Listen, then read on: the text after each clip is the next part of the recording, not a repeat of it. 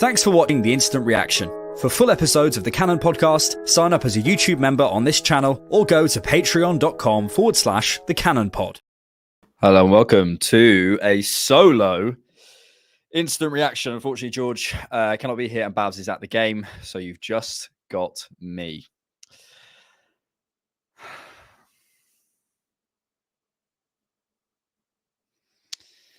That was fun. Was it? That was really hard watch, wasn't it? Jesus Christ. Yeah, trying to sum that up and trying to put that into context of our season and how this all kind of makes sense to us. Can't even speak. I don't know what I'm saying. Just trying to make sense of this is hard.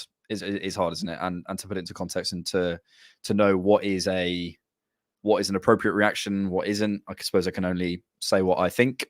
But yeah, let's dive in. We can have a therapy session together. So, I just want to make myself a cup of tea because I need it. Decaf, for goodness sake. I've also put on a candle, to calm me down. Jesus. Why? Just headline. I know we'll get into the football. Why does this affect us so much?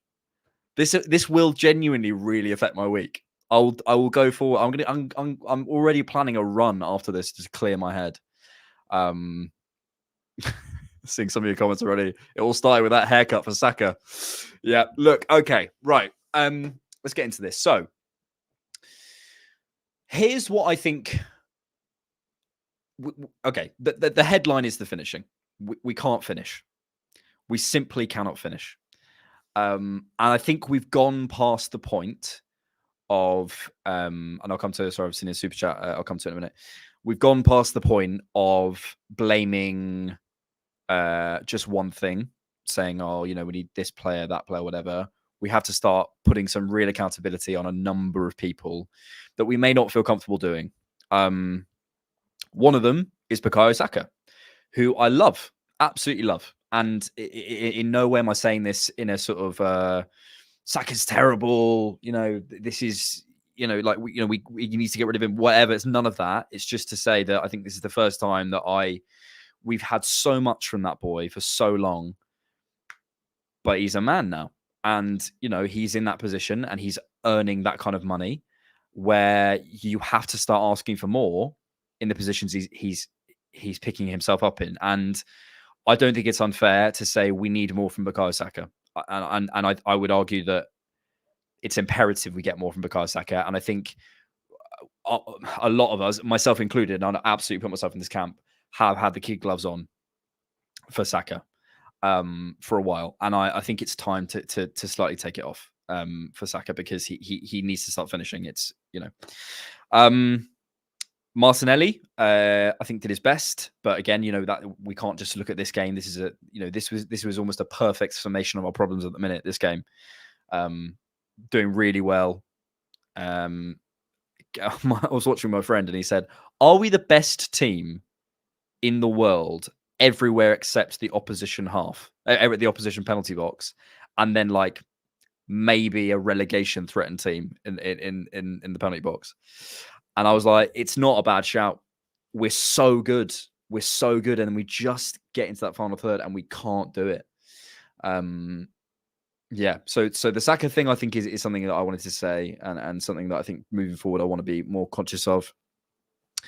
Ben, let's come to some more individuals. I think Ødegaard and Havertz, look, I understand these guys are connect-first players in the final third. They get into the box and their primary thought is, can I connect with someone right now? It's not the final action. But at some point, you have to, as a coach, start saying to a player, I know the absolute, your ideal situation here would be to go and to connect with Saka or to connect with Martinelli, whatever. We need you to do something different. I know it's not exactly what you want to do, Ødegaard. What you want to do is receive that ball on your back foot, look up and find someone. We can't have that all the time. I know that's your preference. I know that's what you want to do. Kai Havertz, when you receive a ball in that position, I know your desire is to connect with someone else. I understand that. But we can't have that at the minute. You have to stop changing the way you play and putting different demands on yourself, because that's not what the team needs right now. I'm going to do a few more bits and I'll come to some of the super chats, but yeah, that's a big part of it for me. And I think Havertz, look, I said it. He is the human embodiment of edging, and if you don't know what that is, if you're under 18, don't look it up. But he is. That's the most succinct way I can put it. He's brilliant out the box, but the moment he gets in, he's so slow to react. And I was screaming at my TV, screaming, just take the final action. Why does it take you so long? When it happens once or twice, you go like, he's made the wrong choice or whatever.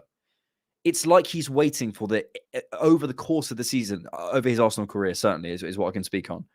He waits every single time till the final moment that he can do something before he does it. It's like me doing my GCSEs. Mate, just get it done sooner. Get it done sooner. And at some point, you have to start putting an individual on the line and say, you're so brilliant in so many ways, but mate, take your action sooner. You have to. It's as simple as that. Saka, Odegaard, Havertz, spoken about Martinelli. That's a longer issue. Jesus was obviously out today, but does Jesus come into this and massively change it? I don't know. And I don't think he does. And Nketiah, look, he's not good enough for Arsenal. He's not good enough for Arsenal. It's not to say he's a terrible player. He's a Premier League level player, but he's not good enough for Arsenal. He's not good enough for what we want to do. Let's do some super chats quickly. Thank you very much to Shyam, who says, not sleeping until 4:30 in the morning, only to face my Irish Liverpool boss on Monday. Afraid to say the better team won. If we can't finish our chances, 100%. And it's, we can say all we want that we were the better team, we created more XG, whatever. That only holds up for 1 or 2 games. After a while, that becomes a serious flaw. You can have an off day in terms of finishing, and you can say in your analysis of that game, the West Ham game is the perfect example. You can have an off game in terms of your finishing and how you perform. You can have an off couple of games. You can't have, what are we approaching now?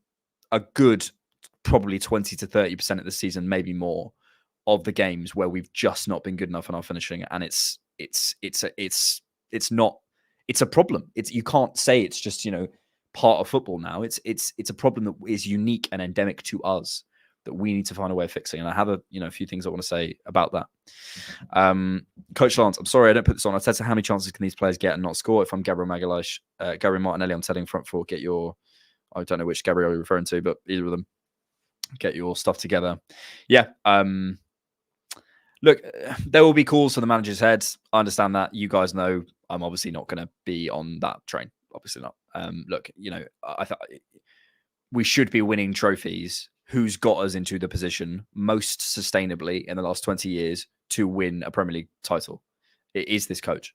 That's not then to say he's perfect beyond criticism. Let's not say anything about him. It's just to say that he is right now, in terms of, if you look at our results over the last couple of seasons, he's got us closest as we have been. Sorry, my light's flickering. He's got us as close as we have been in a long time. So that's not a thing for me.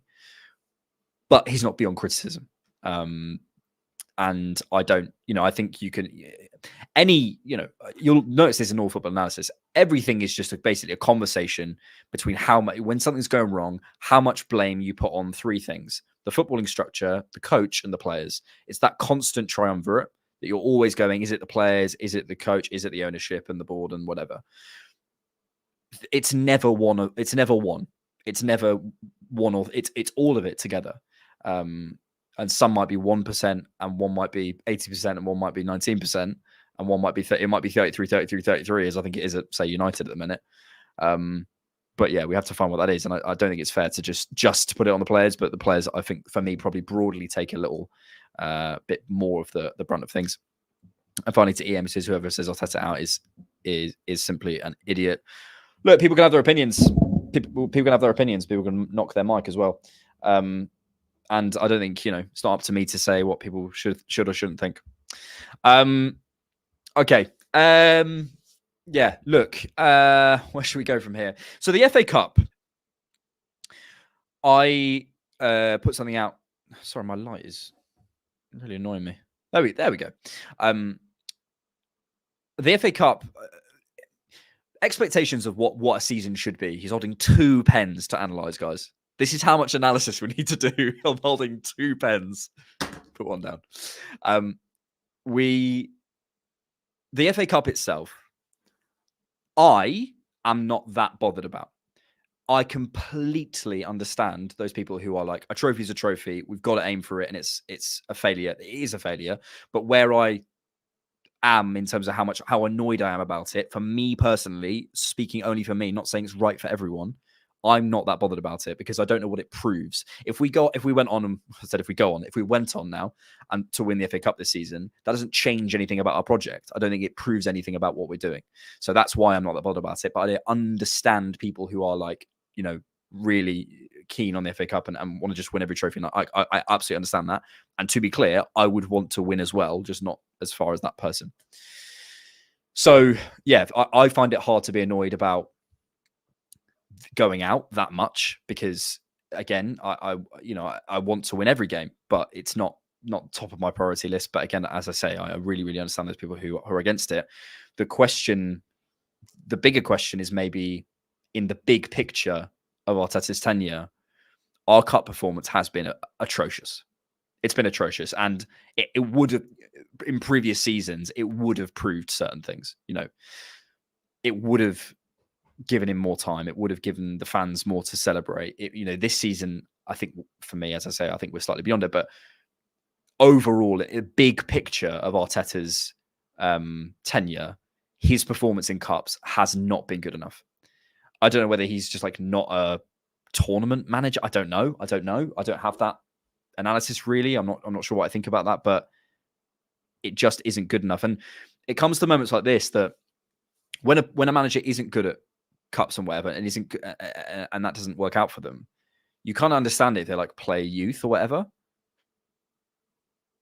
We've had none of that. And Jurgen Klopp at the end there's putting on Connor Bradley and I can't remember the other guy's name. It was another kid who came on, but he gives that chance to those players, and Mikel doesn't do that. So again, you could, and the problem is with the youth conversation is someone goes, well, this game wasn't right. This game wasn't right. It's like, okay, that's fine. In 4 years though, look how many debuts he's given, and there's not one moment that he could have got it on because it's not like he's winning these cups. So you can't have it both ways. Or he's doing so brilliantly, he must play his first team. Well, he's not doing that. And he's, he's giving loads of chance to his youth, so it's okay when he goes out. Well, he's not doing that either. So that does frustrate me. It really does frustrate me. And the whole youth conversation does frustrate me a little bit because I don't think he's been fair with a lot of our young players.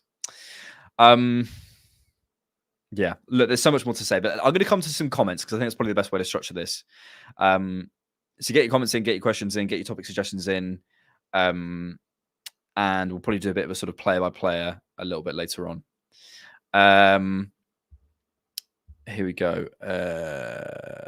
Look on the bright side. Look on the bright side. At least we scored a goal just in the wrong net. Hey, I was saying, Kivior at centre forward. It's an unbelievable finish, by the way. It's an unbelievable finish. Yeah. Jesus. Please give us something to believe in, Alex. Look, guys. We're 2 points off the Premier League, top of the Premier League.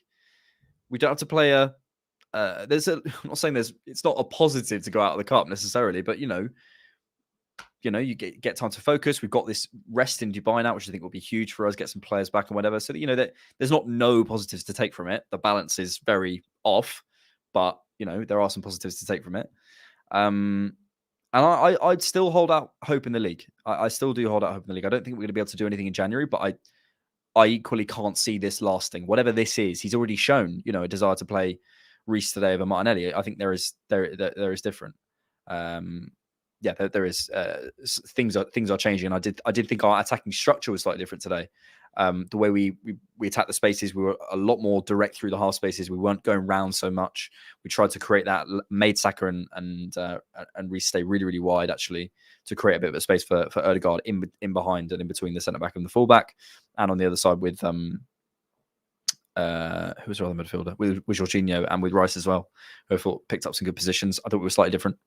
I think we are trying different things, both personnel and tactics wise. What's your opinion on Eddie? Keep or sell? Look,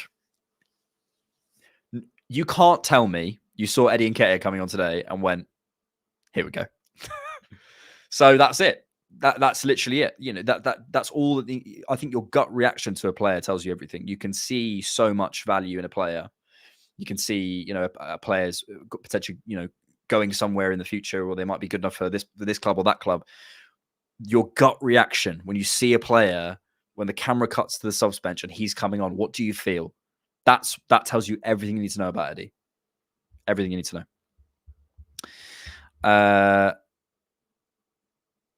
I mean, Arteta's risen us from knee on the foot, and people's stars comparing us with City. We need more experience. How old are our leaders?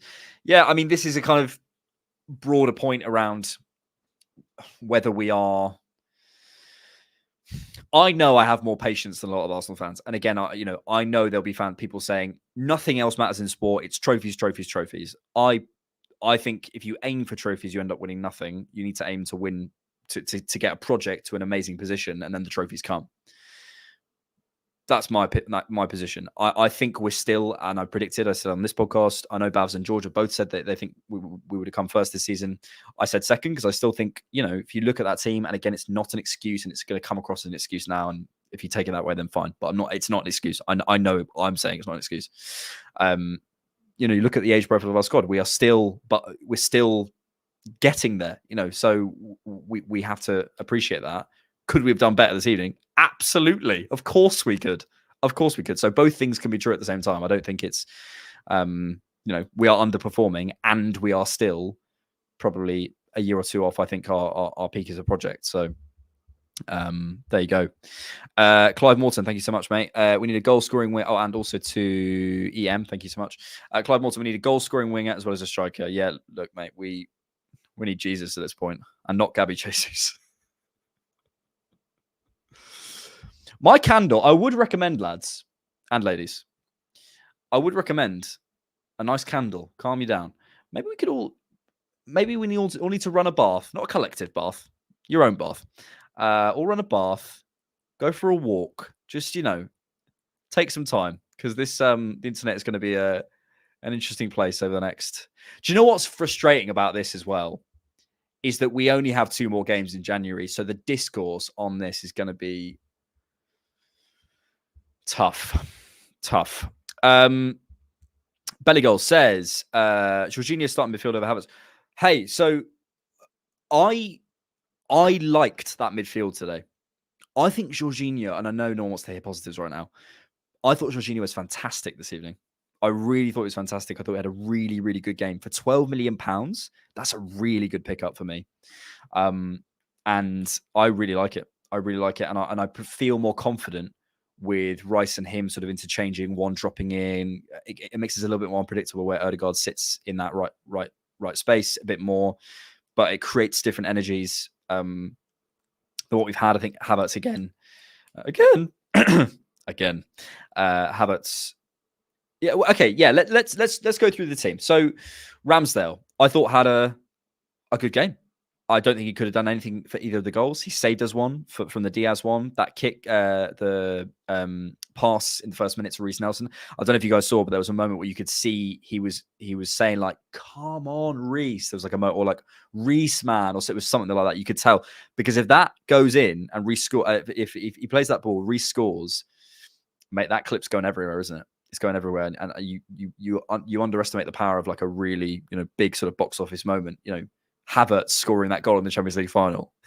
How much has that saved him over the years? So, yeah, I think I was really impressed with Ramsdale this evening. Look, I think he's playing slightly FU football, and I don't think he's, and I think that's valid. But I think it's probably helping us. I think he was a little bit like he was sort of looked like he had a bit of a swagger back about him. He was just feinting a little bit to tease the Liverpool press. And yeah, quick point on that. Just a side note before we go back to the players. I thought our press this evening was fantastic. The timing of it, I know no one wants to hear positives, but the timing of it was really, really good. We almost changed the shape from normally we're in like a 2 and then the 4 behind. But these wingers stepped up a little bit and pressed, and then we stepped forward. And the timing was brilliant. The intensity was brilliant. Shutting down the passing lanes really well. I thought our press was really good. White was okay. There was one moment with Curtis Jones. We sort of pushed him over. I didn't love that, but he was fine and he nearly scored. Saliba. Gabriel, I thought had some really strong moments. He was fantastic. Kivior's just not ready. And that's a broader conversation. But again, what I don't necessarily love is that we all know that Kivior wouldn't have started this game if 3 players were available. Probably. Timber, Zinchenko, and Tomiyasu. So anyone like going after Kivior in this game, there's a longer conversation about Kivior and whether he's good enough. But for this game, I just think it's like going at Zinchenko for getting done by Salah. It's like, what have you learned? You've not learned anything. You knew Zinchenko was poor 1v1. He got done 1v1 and he wouldn't have played because of that reason. So I don't think there's much on that bone for me personally. Rice was Rice. And as I say, I thought Jorginho was fantastic this evening. And I thought Odegaard had some decent moments. Didn't have the most influential game necessarily, but he held on to it quite a bit in the final third and kept us ticking. It's just the finishing. I'll have a look at the stats, maybe to make myself sadder. Here's the question, lads and ladies. Keep doing that. Did we win on field? Oh, I was sharing my own. Hang on. Am I still? Yeah, I'm still live, aren't I? Sorry. Right, here is Scott Willis's stats. Hopefully you can all see that. Oh no. These are the half-time stats. He hasn't yet posted. Maybe he's Scott's upset himself.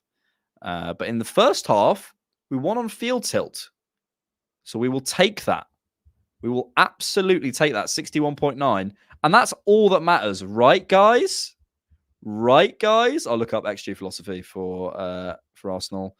Arsenal have scored 1 goal from 6.47 XG over the last 3 games. Nearly 2 XG to Liverpool's 0.85. That is crazy. But we won on field tilt. We won on field tilt, lads.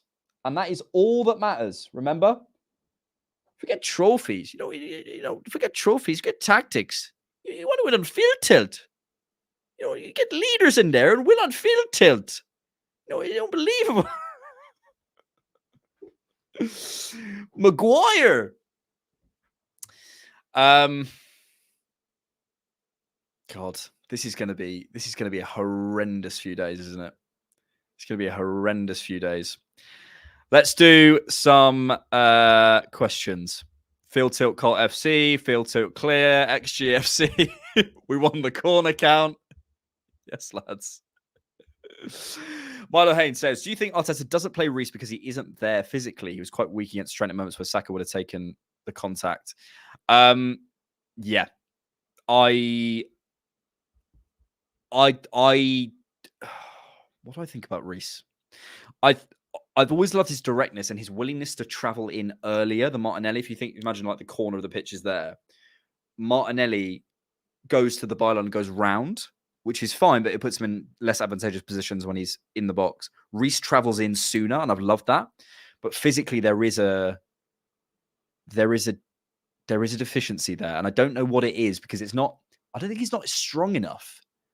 It's something, like Jesus isn't strong, but he uses his body in a way. Or physicality is such an amorphous thing. It's not necessarily one thing. I genuinely don't know what it is, but there's something about Reece's physicality that makes it hard. I maybe need to watch him more. FA Cups for mugs anyway. Would rather have the field tilt, says Matt. Absolutely. Hair flick by Odegaard on 74.43 was elite. Love that. Listen, keep it coming because I need this. I need a bit of a laugh. Shall I just do some impressions while the lads aren't here? Matthew, thank you so much for this. What is wrong with Arteta's Arsenal? Always coming short and matters the most. Isn't a bad look on the manager. Yes, it is. It is. There's no denying that. we have fallen short at key points in many, many different times of Arteta's tenure. Literally no denying it. But what I will say is generally the way we play football, generally the results we're getting, generally the trends, generally everything is headed in the right direction. We just can't seem to get over the line. The thing is, though, I remember I had a friend who really struggled to get into university, and I was used to say, all of the candidates are here, and the cutoff point is here. You could be here, as in like 1 point away from getting in or not, or you could be here, absolutely hopeless, and you get the same result. And we are here. We're close. So I don't think it's as fair to say we're bottlers, get rid of the whole thing because we're here. We are close to that line. It's really hard, which it doesn't excuse it. But then the problem is when we make it over that line, it's because we were there, because we were close. So, there's 4 trophies to be won in England, and for us this season, and they're all very, very hard, and it's not good enough. And we need to be winning something soon. But we know we're close. We know we're in the conversations again. That's the thing that I hold on to. We're in those conversations again, and we weren't in the conversations again there for a while. Sorry. I think the boys are tired, Saka especially. I think that's part of it. Again, I'm never putting it down to one thing, but it's part of the picture, and I think the Dubai thing will help. So disappointing, says Mafio. Clive Morton says, we need to upgrade Nelson, ESR, and Eddie in the summer. I would agree on all 3 of those. I think it's probably time for a few of those to go. The issue is everyone's latched onto the £700 million spent by Arteta without context. There's not much of a timeline to suggest that Arteta isn't guy. Partey, Timber, and a few more signings will tell me. Yeah, look, I don't want to go with blind positivity. But, no Vieira, no Timber, no Partey. I think one of the things I said in a recent video on my channel, The Different Knock, plug, is it's not necessarily just the injuries. It's the fact that you could make a decent argument that Arsenal's 2 weakest performers over the last, let's say, month have been our fullbacks. You can make a decent argument. As in, I'm not saying that's right or wrong. I probably would say that, but you can make a decent argument. In that time, it's our fullbacks who've been injured. So that it's not just the fact that they're out. It's the lack of competition to make them maybe make a Zinchenko or White to step their game up. Yeah. Let me highlight comment. Matt Harty says, name me a more one-footed player than Odegaard. My God, someone give him a right foot. Yeah. Matt, I think you're absolutely, bang on. And it does frustrate me. Look, Odegaard's terrific, but his one-footedness makes him fairly predictable. Now, it's that Arjen Robben conundrum, isn't it? Of, yes, you can be predictable, but if you're brilliant at it, no one can stop you anyway. I think the big thing I felt during that game, let me just have a sip of the old tea. Oh, that's good. PG tips, I'll tell you that. Or is it Yorkshire? It's one of them. You look at Trent, right? And he is a difference maker. You look at who is in the top, goals and assists for this season, Erling Haaland and Mo Salah. They're difference makers. They can be the players through this period when we aren't performing at our optimum. Everything's going okay in terms of outside the opposition box, and we get to here, we poo our pants. You have one player who just bails you out, who has a moment every single game where it just happens, right? It just happens for them. It's a Haaland, it's a Salah, it's and ironically for Liverpool and City, they probably have 2, De Bruyne and Haaland, and it's Trent and Salah. And Trent created that moment today. Put the ball into a great area and it went in. For Real Madrid, it's a Bellingham and a Vinny Jr. or whoever it is. There's always players in those top teams who just, even when you're playing, Kane at Bayern now, we don't have that. So we're a fantastic team. But the players who pop up with those brilliant moments in those key times where we're struggling. We don't have. And until we have that, I think this project is capped. Now, Saka could develop into that. Martinelli could develop into that. Odegaard could develop into that. Rice maybe could develop into that. But again, he's almost too far back on the pitch to always influence things in the most important thing, and that's scoring goals. So we need something. We need something in the forward lines, and I don't think it's possible to get it in January. Yeah, it's really concerning. I'm going to keep going. I'm quite enjoying this. It's sort of therapeutic for me, so we'll go for another couple of minutes. Let's do Junior. We need an Alexis Sanchez. What we need is unpredictability in the final third, and that's what Alexis brought us. Whether it's an Alexis character or an Aubameyang or whoever it is, whatever profile you like and what you think would fit into the team, what you need is someone who you don't know exactly what they're about to do every time they get into the final third. There's a reason the stadium lit up when Martinelli took his man on, because we didn't expect him to do that. Saka, we know exactly what he's about to do. Odegaard, we know exactly what he's about to do. Havertz, we know exactly what he's about to do. And you don't with a Luis Diaz or a Salah or Trent. You don't know what they're about to do. And that just creates that moment of separation from the defenders. And that's a concern. Thank you for this stream. I need this after what I watched. Mate, I needed this. So thank you guys for being here. Really appreciate this. Simon says, Hypno says, do you have too many left-footed players in attack? Possibly. Again, I think it's about complementing players, and George has spoken many times about this, about complementing wing midfielders and wing partnerships. And I still think Odegaard and Martinelli would cook. Hold up, let him cook. I still think it would cook. So that's how I feel. We're so slow. If you don't have those players, you need to play faster with less control. I agree. It's about creating control. And again, I made this point in a recent video. What Liverpool actually do so well, and if you watch that game where they created, what was it, like 8 XG against Newcastle, what they do is when they get to the final third, they've just pressed the nuclear button. They make the pass every single time that you think they won't make. They make the pass that, I posted a few screenshots in the video. It's like, what does an Arteta player do here? He plays it out to the wing, to Saka, to Martinelli. What does a Klopp player do? Plays this ridiculous slip ball that, 3, 4, 5 times out of 10 doesn't come off. And the other 2, 3 times out of 10 before the final one where they score, nothing comes of it. But they press the nuclear button. And it's not as simple as you either press the nuclear button or you keep it really safe in the final third. There is a balance in between. Now, actually today, and that we've had that problem. Actually today I felt we were really more chaotic in the final third, but this is a broader conversation. And really today, this felt more like the West Ham game to me than the Fulham game. The Fulham game was where that balance for me went off. We were far too safe and predictable. We were actually a little bit better, in my opinion, today, and similar to the West Ham game. But in the end, the headline here is we don't have people who can finish it off. And, I don't know if you guys saw the comments. Actually, I'll bring it up because I think it's relevant to this. So Gunner Blog, James McNicholas, who is fantastic. If you guys don't know who he is, he's brilliant. He asked Mikel in a recent press conference about the attacking struggles, and I want to read it out because I think it's really important. So he said, Gunner Blog asked him, is finishing an area we have less control as a coach? Well, I think overall the execution is in every part of the field, but when it comes to those spaces, the timing and the definition of an action, it becomes tricky to coach and certainly to replicate an action in the game.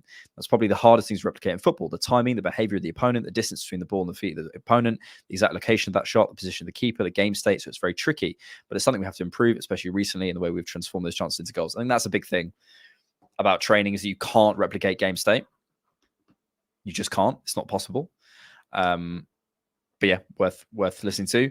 Are you working on that on the training ground? For sure, we have to. It's our job, and the thing that puts them in the most concrete, reliable scenarios is going to help them to do it better. So it's repeat. I would say I hope there's a demand on the players to finish their actions sooner, which we didn't see this evening, and to be more chaotic. And we can only hope. This was the key part, though. Do you expect the good form in front of goal last season to return? Well, I think what they did last year is exceptional. And we knew that to maintain those numbers was going to be extremely difficult because it was a one-off. And not a one-off for us, a one-off in the league. So we know that we need other resources and other kinds of goals to maintain the levels that we want. So why didn't you sign a striker?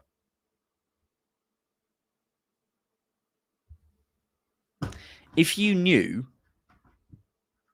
or if you thought the players weren't going to be able to keep up the form from last season, which is valid. I didn't think that. I thought Saka, Martinelli, and Odegaard had arrived. I thought that was okay. These are guys who can go out and get as 2025 GA. If you thought, okay, what they're not going to be able to sustain that, why didn't we change something in our attack in the summer and go for another facilitative profile in Havertz? That really, really, to me, doesn't make sense. That frustrated me. It did frustrate me. And I'd love to, again, maybe there's an explanation for that, but I'd love to know why.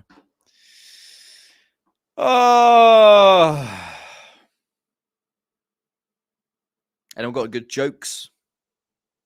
Lighten the mood? Okay. The good news is the problem is really clear. We need better finishers. That is it. Either the players that are in those positions need to finish better, or we need to find a finisher in the market. That's really clear. And actually, the rest of our game is really strong. Defensively, we look so good. And we're only in those positions that we were this season because we're pushing so hard, because our finishing is so poor. So don't worry about the goals we conceded at all.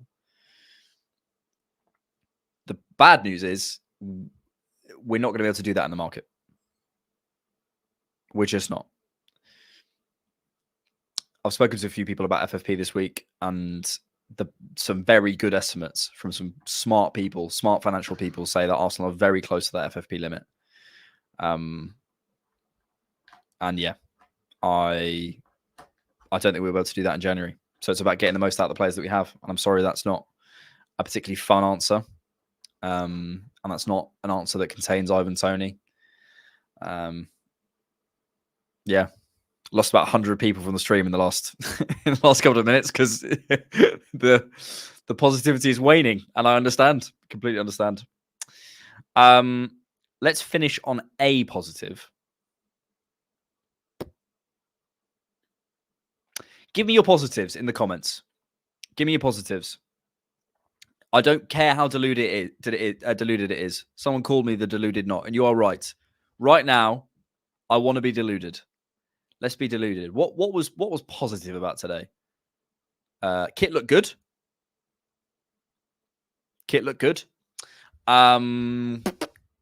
Good pressing. Yep. Partey's back in a few weeks. The dip's happening now, not in May. We'll win the Champions League. The shirt was nice. Ramsdale in goal. 95% of our play is actually really good. Goals will come. Saliba's a G. Good midfield balance. Saka can't continue to be this bad. Yeah, true. Nelson looked good. Now, that's not in the spirit, is it, GSM Junior? Come on. Fans were loud to start with. Exactly. Yeah. Look. Arteta was handsome. Mustafi wasn't on the pitch. We didn't get any injuries. There's so many positives. Consistency. Yeah, consistently terrible finishing. Yeah. God. Right, I'm going to finish it there. I hope you all have a lovely rest of your Sunday evening. I'm going to go for a run to clear my head. Look, stay deluded. That's what I say. Because, yeah, not a lot of positives to take. No, loads of positives. Just maybe not particularly interesting and important ones. Let me close with this. I hear those people who are frustrated. Really do. Really, really do. I'm frustrated, but as in more frustrated than I am. And I hear those people who are upset at the underperformance, and I hear those people who are upset about finishing, and I hear those people who are upset about our prospects, and I hear those people that are worried about a lot of our players. 100%. I hear you, and I think you're not wrong. But my perspective is The reason we're disappointed is our expectations have grown because of this team. You can't be disappointed. It's like if you've got a 3-year-old and you ask them to create a well, they could probably make a Jackson Pollock. They ask them to, like, you know, do a Andy Warhol painting. You're not expecting much. If you ask Andy Warhol to do one and he doesn't do it, yeah, you're probably a bit annoyed, especially if you paid hundreds of millions of pounds for it, or whatever, however much an Andy Warhol costs. I'm out of my depth here. But yeah, you know, our expectations have risen. So, and that's because the team is good. We know this team is good. They're underperforming, but we know they're good. So there you go. And that is a very, very good point. Are you coached by Arteta? I can't seem to finish the stream. I'll finish it now. Thank you, everyone. Yeah, pleasure. We'll see you all on the Cannon podcast for a debrief. Bye-bye.